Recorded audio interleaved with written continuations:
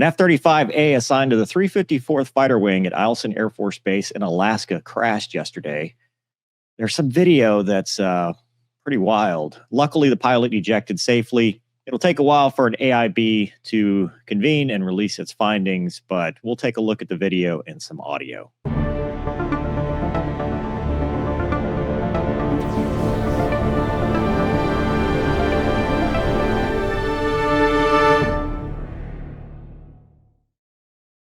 I guess I should be flattered. Anytime some kind of mishap or something comes out, I get probably a couple hundred messages via email, Facebook, Instagram, text message, whatever, that something has happened. And, you know, I'm not going to speculate on the cause because that's for the AIB and 72-hour rule applies and stuff. But the video that came out is pretty fascinating. And we can see a couple things just by looking at it. So we're going to go over the audio. I'm going to explain the audio, then we'll watch the video and see what maybe we can learn just from that little clip of video that was taken from Eielson.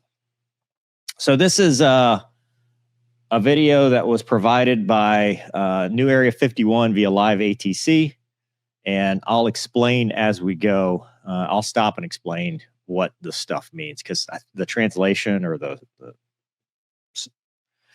captions are not accurate. Victor for runway 32. Bronco 01, flight of 2.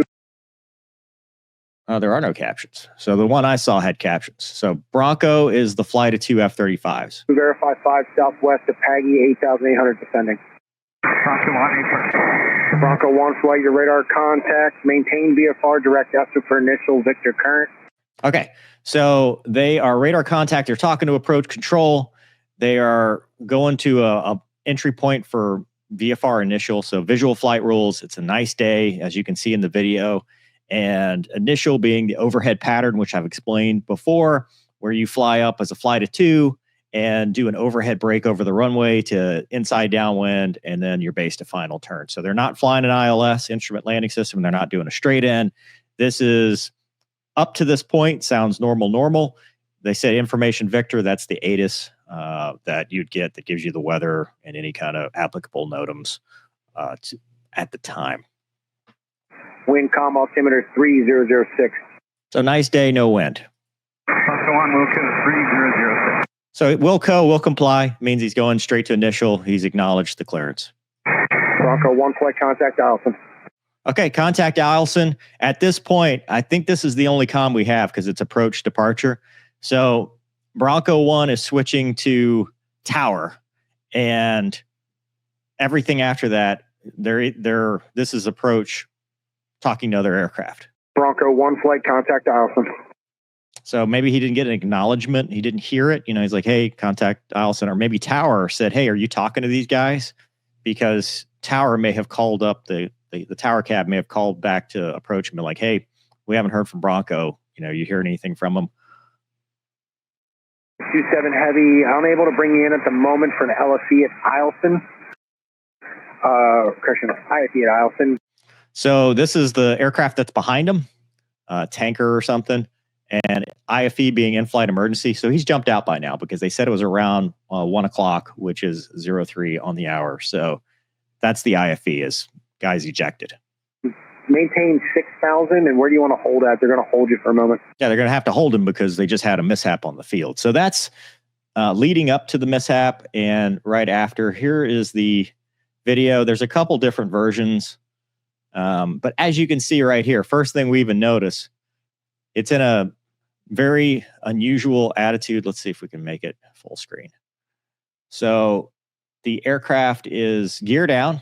So if they did the overhead, this was between the initial overhead break and somewhere in inside downwind to the final turn, because the gear is up. So they come in, initial, break, get to downwind, drop the gear, make the 180, land. But they're in the pattern at this point.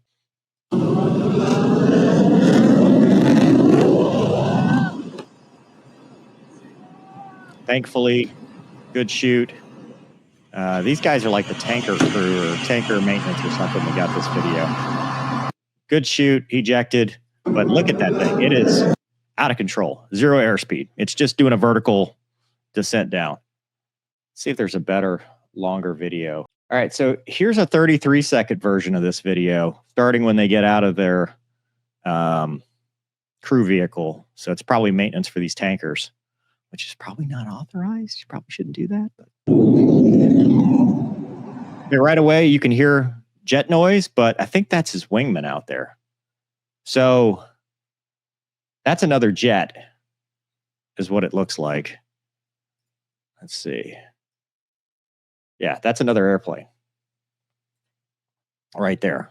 That jet is departed control flight. Typically, when you eject, it's very rare for it to do this vertical notch, essentially down, and lose control. Usually, it keeps some kind of vector going, some kind of forward progression.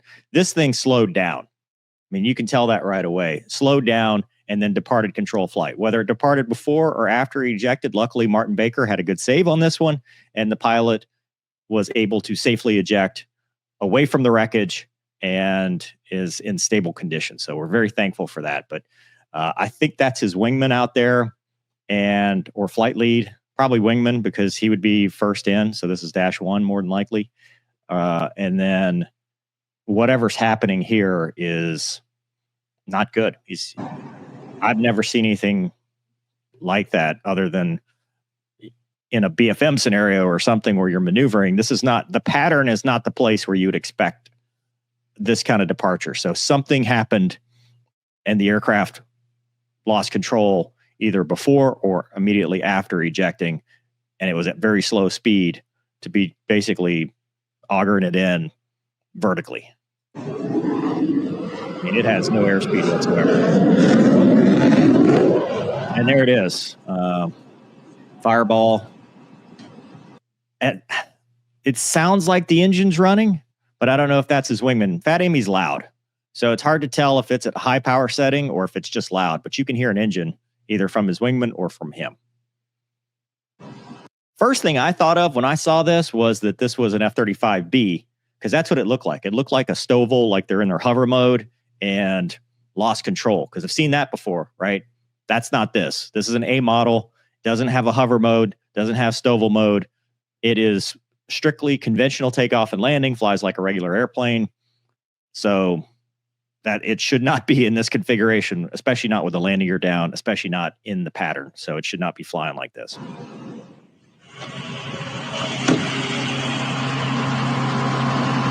And there's the good shoot and the pilot safely landing.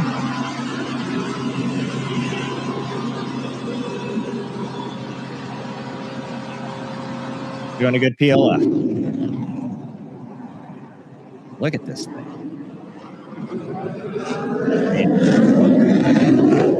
No idea.